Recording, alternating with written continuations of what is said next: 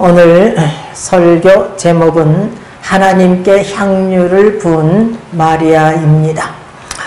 한 여인이 향유를 부은 사건은 이 요한복음뿐만 아니라 공관복음에도 다 기록되어 있어요. 공관복음은 마태복음, 마가복음, 누가복음을 같은 관점으로 기록했다 하여서 공관복음이라고 말하고 있는 거예요. 그러니까 사복음서에 다 기록되어 있는데 누가복음은 동일한 사건이 아님을 볼 수가 있어요. 그리고 마태복음이나 마가복음 또한 요한복음은 그 강조하는 점이 다를 뿐이지 같은 내용인 것을 볼 수가 있습니다. 오늘 본문 1절을 다 같이 읽어보겠습니다. 6월절 엿새 전에 예수께서 베다니에 이르시니 이곳은 예수께서 죽은 자 가운데서 살리신 나사로에 있는 곳이라 이렇게 증가하고 있는데요. 여기서 6월절 엿새 전이라고 이렇게 말씀하고 있잖아요. 예수님께서 6월절에 우리의 죄를 대속하기 위해서 십자가에 못 박혀 죽으셨어요. 지금 6월절 엿새 전이라는 것은 예수님께서 십자가에 못 박혀 죽으시는 날 엿새 전이라 말씀을 하는 것입니다. 그런데 마태복음 26장 6절에서 보면은 제가 읽어드리겠어요. 예수께서 베다니 문둥이 시몬의 집에 계실 때에 이렇게 증가하고 있고요. 마가복음 14장 3절에서 보면 예수께서 베다니 문둥이 시몬의 집에서 식사하실 때라고 이렇게 기록하고 있음을 볼 수가 있습니다. 그러니까 분명한 것은 예수님께서 베다니 문둥이 시몬의 집에서 이렇게 식사할 때에 예수님을 위하여 잔치를 열고 식사할 때인 것을 우리가 볼 수가 있어요. 그런데 이 문둥이 시몬에 대해서는 우리는 누구인지는 알 수가 없어요. 사실 누구인지는 알 수가 없는데 신학자들 간에서는 이 문둥이 시몬이 이 마르다의 남편일 것이다. 또한 마리아, 마르다, 나사로 이 삼남매의 아버지다 이렇게 증가하고 있지만 분명한 것은 우리가 성경에 기록이 되어 있지 않기 때문에 알 수는 없는 것입니다. 그런데 이 사도 요한은 예수님께서 나사로가 죽은 지 나흘이 되었는데 썩은 냄새가 나는데 나사로야 나오라 하니까 나사로가 벌떡 일어나서 살았거든요. 이 사건을 중요시 여기고 있음을 볼 수가 있습니다. 그것은 예수님께서 장차 죽은 자 가운데서 부활하실 것을 예표하기 때문인 거예요. 요한복음 11장에서 보면은 이렇게 죽은 나사로가 살아나는 역사가 일어났음을 자세히 기록하고 있음을 볼 수가 있습니다. 죽은 자의 부활 사건은 참 중요하거든요. 왜냐하면 우리 주님께서 예수님께서 십자가에 못 박혀 죽으시고 3일 만에 부활하지 아니하였다면 우리도 우리 육체의 죽은 자의 부활 사건이 없어요. 그런데 분명한 것은 육체의 부활 사건이 있음을 우리 주님께서 말씀하셨거든요. 예수님께서 재림하실 때에 무덤 속에 있는 자들이 다 일어난다고 그랬어요. 선한 일을 행한 자는 선한 일만 행한 자가 아니라 예수 그리스도를 믿고 선한 일을 행한 자. 구약에서는 하나님을 믿고 선을 행한 자는 생명의 부활로, 악을 행한 자는 심판의 부활로 일어날 것을 요한복음 5장 29절에서 분명히 예수님께서 말씀하고 계시고, 또한 고린도전서 15장에서 보면 사도 바울이 이렇게 죽은 자의 부활 사건이 없으면, 육체의 죽은 자의 부활 사건이 없으면 예수 그리스도께서 죽은 자 가운데서 다시 살지 않으셨다. 이렇게 강조하고 있는 것을 볼 수가 있습니다. 그러므로 우리는 이 거대한 우주 만물을 말씀으로 창조하신 하나님께서 못하실 것이 없으니까 죽은 자의 부활 사건도 우리는 믿음으로 믿어야 될 줄 믿습니다. 아멘. 오늘은 이 시간 본문 말씀을 통해서 예수님께 향유를 부은 마리아에 대해서 우리가 상고하면서 마리아의 어떠한 신앙을 본받아야 될 것인가, 마리아의 신앙을 뭐를 본받아야 될 것인가 오늘 살펴보면서 은혜를 받고자 합니다. 첫째는 마리아는 힘을 다해서 주님을 섬겼습니다. 헌신했습니다.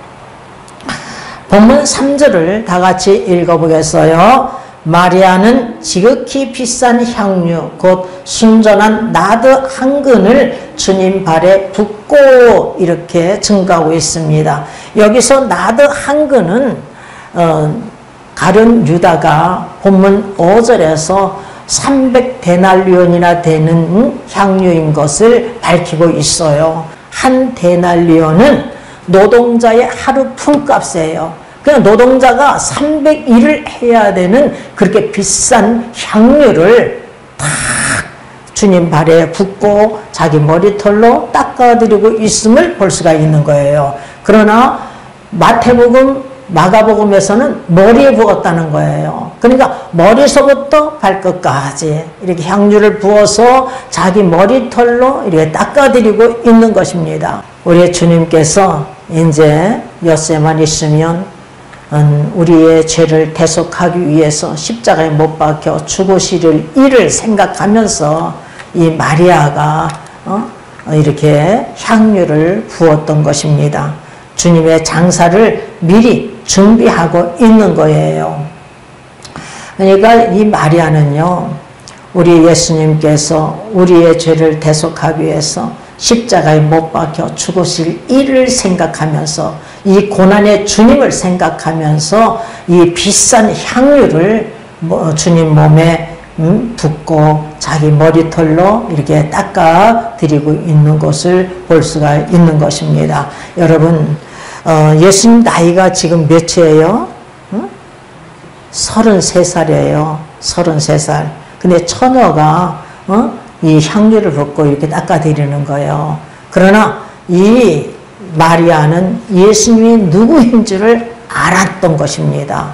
나의 구원의 주님, 나를 위해서 또한 어리석은 인간들을 위해서 우리의 죄를 대속하기 위해서 십자가에 못 박혀 죽으실 이 일을 생각하는 거예요. 고난의 주님을 생각하면서 이렇게 헌신을 했던 것입니다. 그런데 주님의 제자들은 어땠느냐? 주님의 제자들은 3년씩이나 주님과 함께 동고동락을 하면서 예수님의 가르침을 친히 가르침을 받았잖아요.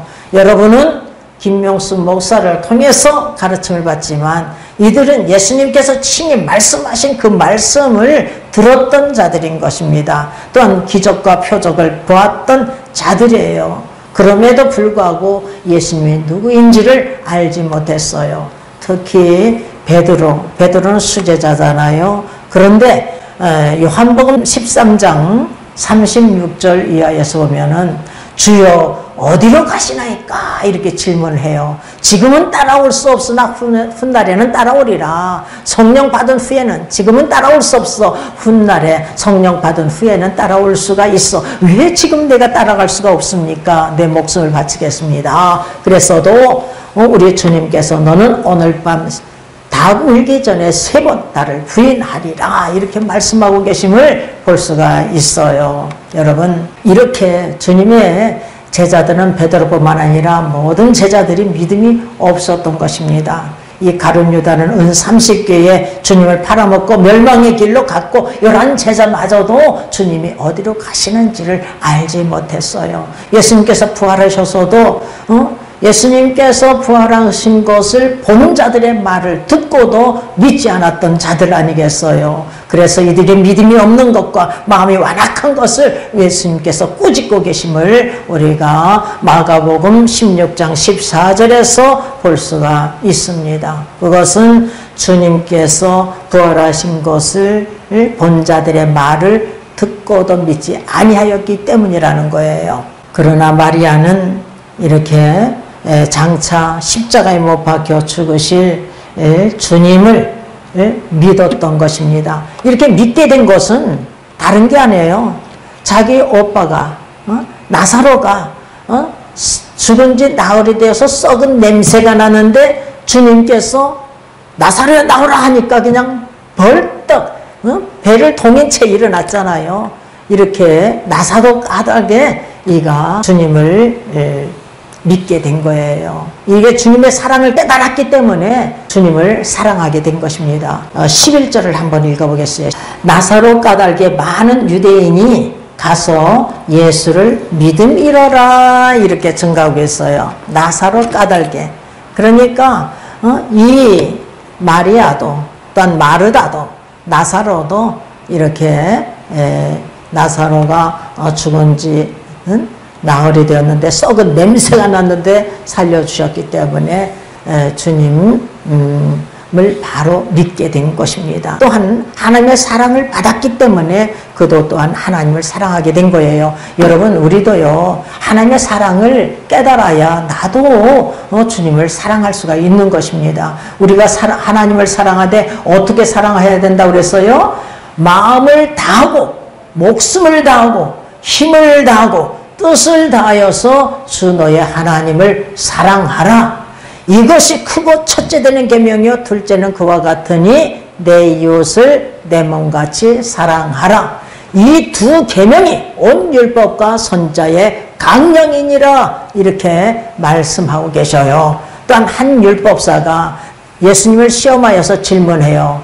내가 무엇을 하여야 영생을 얻을 수가 있겠습니까? 하니까 우리 주님께서 이 율법사에게 율법에 무엇이라 기록되어 있으며 어떻게 읽느냐. 그러니까 율법을 가리키는 선생이니까 정확하게 대답합니다. 마음을 다하고 목숨을 다하고 힘을 다하고 뜻을 다하여 주 너의 하나님을 사랑하라 하고 내 이웃을 내 몸과 같이 사랑하라 하였나이다. 네 대답이 옳도다. 이를 행하라. 그러면 살리라. 내 대답이 옳도다. 이 율법을 행하라. 그러면 영생을 얻으리라. 이렇게 말씀하고 계셔요. 여러분 율법이 외치고 있는 말씀이 뭐냐? 이 선자들이 외치고 있는 말씀이 뭐냐? 하나님 사랑, 이웃 사랑이에요. 우리 주님께서 분명히 말씀하고 계셔요. 그리고 우리 자녀들에게 분명히 부지런히 이 말씀을 가리킬 것이 뭐냐, 강론할 것이 뭐냐 하면은 마음을 다하고 성품을 다하고 힘을 다하여 주 너의 하나님을 사랑하라. 이 말씀을 가슴판에 새기고 이것을 부지런히 자녀들에게 가르치라는 거예요. 앉았을 때든지 길에 행할 때이든지 누웠을 때든지 일어날 때이든지 이 말씀을 강론하라고 말씀하고 계심을 볼 수가 있습니다. 그래서 손목에도 메고 이마에도 메고 그리고 문설주 저 대문 문짝 옆에 이 기둥 있잖아요. 이 문설주에도 기록하고 문짝에도 이게 문에도 기록하라고 이렇게 신명기 6장 4절에서 9절에 이렇게 말씀하고 있다는 사실을 우리가 명심해야 될 줄 믿습니다. 이렇게 마음을 다하고 목숨을 다하고 힘을 다하고 뜻을 다하여서 주 하나님을 사랑할 수 있는 것은 은혜를 받아야지만 하나님의 사랑을 받아야지만 나도 이렇게 사랑할 수 있다는 사실을 명심하시길 바랍니다. 성령 받기 전에는요 할 수가 없어요. 저도 성령 받기 전에는 할 수 없었어요. 그러나 성령 받은 후에 믿음의 분량대로예요. 여러분 다 아무개처럼 할 수가 없어요. 나는 나니까 마음을 다하고 목숨을 다하고 힘을 다하고 뜻을 다하여서 주 하나님을 사랑하며 섬기며 따라가야지 저 천국에 이룰 수가 있다는 것입니다. 여러분 물론 부끄러운 구원도 있어요. 바로 죽기 전에 예수 그리스도를 믿으면 저 천국에 갈 수는 있어요. 그러나 보장이 없잖아요. 우리 주님께서 나 모른다 하면 끝장나는 것 아니겠습니까? 그러므로 우리가 먼저는 하나님의 은혜를 체험하고 그리고 마음을 다하고 목숨을 다하고 힘을 다하고 뜻을 다하여서 주 하나님을 사랑하며 섬기며 따라가는 귀한 그릇들 다 되시기를 주님의 이름으로 축원합니다. 그 이전에는 할 수가 없어요. 저도요 성령 충만 받기 전에는 뭐 11조 생활도 못했고 주일도 제대로 못 지켰고 봉사라면 도망갔고 뭐 한 게 없어요. 그러나 성령의 정말 받고 나니까 하게 되더라고요. 11조 이상도 하게 되더라고요. 그 이제는 할 수가 없어요. 내 것으로 드린다고 생각하니까 아까워서 드릴 수가 없는 거예요. 그러나 우리는 다윗을 생각해야 될 줄 믿습니다. 역대상 29장에 보면 다윗이 하나님께 받은 것으로 내가 드렸나이다. 우리 백성들도 기쁨으로 드린 것은 하나님께 주신 것으로 우리가 드렸나이다 하고서 이렇게 고백하고 있는 것을 우리가 볼 수가 있습니다. 주님께 받은 것을, 여러분 우리의 생명도요 주님 거예요. 지금이라도 당장 오라 하면 가야 돼. 우리의 생명이 주님 것이거든요. 우리의 시간 주님 것이거든요. 우리의 재물 주님 것이에요. 주님께서 주셨어요. 우리의 옷, 모든 것 우리의 주님께서 주신 것입니다. 주님께서 주신 것으로 주님께 드리는 거예요. 근데 은혜를 받지 않고서는 할 수가 없어요. 나부터도 못했으니까. 어느 누구나 마찬가지예요. 먼저 주님의 은혜를 받고 또한 이렇게 헌신한 제물이 되시길 주님의 이름으로 축원합니다. 아멘. 자, 두 번째는 마리아는 주님을 위하여서 핍박을 받았어요. 마가복음 14장 4절에서 5절 말씀은 한번 읽어보겠습니다. 어떤 사람들이 분내어 서로 말하되 무슨 의사로 이 향유를 허비하였는가? 이 향유를 300데나리온 이상에 팔아 가난한 자들에게 줄 수 있었겠도다 하며 그 여자를 책망하는지라 이렇게 증가하고 있습니다. 이렇게 마리아를 책망하고 있는 자들이 누구라고요? 어떤 사람들이래요. 근데 이 어떤 사람들이 누구냐 하면은 마태복음에서 보면은 제자들이래요. 제자들. 마태복음 26장 8절 9절이에요. 제자들이 보고 분하여 가로되 무슨 의사로 이것을 허비하느뇨? 이것을 많은 값에 팔아 가난한 자들에게 줄 수 있었겠도다 하고 늘 이렇게 증가하고 있어요. 그러니까 어떤 사람들이 누구라고요? 제자들이라는 거예요. 제자들. 제자들이 마리아를 책망하고 핍박하고 있는 것을 볼 수가 있습니다. 오늘 본문 4절에서 5절을 한번 읽어보겠습니다. 가룟 유다가 이렇게 말하되 이 향유를 어찌하여 300데나리온에 팔아 가난한 자들에게 주지 아니하였느냐 하고서 이렇게 책망을 하고 있는 것을 볼 수가 있어요. 가룟 유다는 어떠한 자냐 하면은 제자 중에 한 사람이요, 제자 중에 하나요, 또한 예수를 잡아줄 자요, 그리고 요한복음 6장 70절에서 72절을 보면은 마귀래요. 마귀이고 그리고 예수를 팔자라고 이렇게 증거되고 있는 것을 볼 수가 있고요. 오늘 본문 6절에서 보면은 저는 도적이라는 거예요. 돈깨를 맡아가면서 거기서 돈을 훔쳐가는 도적이래요. 도적. 사실 재정을 맡은 자로서 훈계는 할 수가 있어요. 그러나 그가 진심으로 가난한 자를 생각하고 있는 것이 아니라 본문 6절을 보면은 이렇게 말하는 이유를 증거하고 있는 것을 볼 수가 있습니다. 본문 6절 다 같이 읽어보겠어요. 이렇게 말함은 가난한 자들을 생각함이 아니요 저는 도적이라 돈깨를 맞고 거기에 넣은 것을 훔쳐감이라. 돈깨를 맞고 돈깨에 들어가 있는 돈을 거기서 훔쳐간대. 예수의 사랑하는 제자 중 하나인 이 가룟 유다가 마리아를 향해서 그녀의 헌신에 대해서 핍박을 하고 있는 것을 볼 수가 있습니다. 그러니까 제자들이 주님을 따르는 제자들이 이렇게 마리아를 이렇게 책망하고 핍박하고 있는 것을 볼 수가 있는 것은 우리들도 주님을 위하여서 복음을 위하여서 헌신할 때에, 희생할 때에 주님을 따르는 제자들에게 이렇게 핍박을 받을 수 있다라는 것을 우리가 명심해야 됩니다.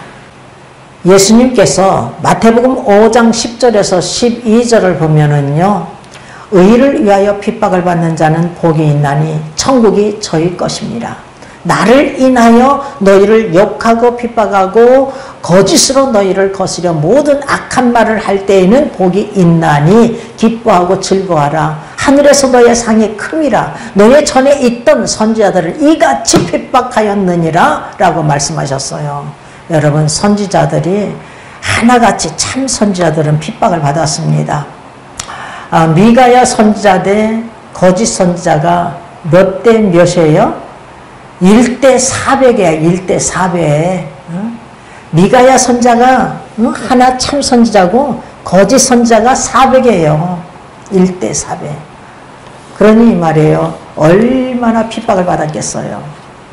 그리고 에스겔 선지자는 입으로만 예언한 것이 아니라 행동으로도 예언했던 자 아니겠어요?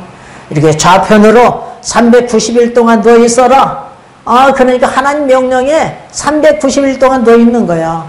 그러니까 북이스라엘의 죄를 1년을 1일로 계산해가지고 390일 동안 누워 있고, 또한 유다의 죄를 1년을 1일로 계산해서 40일 동안 누워 있어라. 그대로 누워 있어요. 그리고 인분에다가 사람 똥에다가 떡을 거먹어라. 그런데 이것만큼은요, 쇠똥에다 거먹어라. 그대로 순종해요. 그러니까 이스라엘 백성들이 열방으로 흩어졌을 때에 부정한 떡을 먹을 것을 예언하는 거예요. 그것뿐만 아니라 이것저것 그냥 이렇게 시켜도 다 순종하고 있는 것을 볼 수가 있습니다. 그러니 누가 봐도 미친 사람 같으니 얼마나 핍박했겠어요. 결국은요, 순교를 당해요. 그리고 또한 예레미야 선지자도 보십시오. 예레미야서 20장 8절에서 보면은 하나님 말씀으로 인하여서 종일 치욕과 모욕거리가 되었나이다. 치욕과 모욕거리가 되었대요. 에스겔 선지자는 얼마나 백성들이, 이 패역한 백성들이 찔려대면 에스겔서 2장 6절을 보면은요, 가시와 찔레와 정갈이라는 거야. 얼마나 찔러대면 이렇게 핍박을 받았음을 볼 수가 있는 것입니다.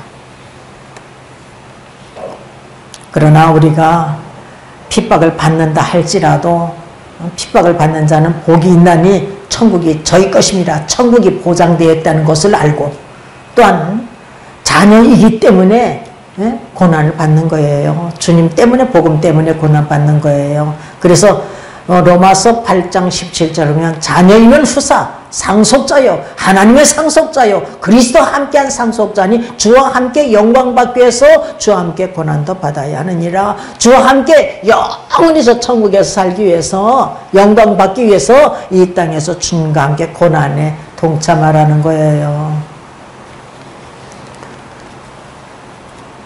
그래서 저도 지금 이 자리까지 온 거예요, 사실. 자, 세 번째는 마리아는 예수님께 인정받고 칭찬받았습니다. 가룟 유다와 함께한 제자들은 마리아의 헌신에 대해서 무지하였기 때문에 이렇게 서로 분하여서 마리아를 책망하고 있지만 예수님께서는 오히려 제자들을 책망하셨어요. 본문 7절을 보니까 예수께서 가라사대 저를 가만두어 나의 장사할 날을 위하여 일을 두게 하라.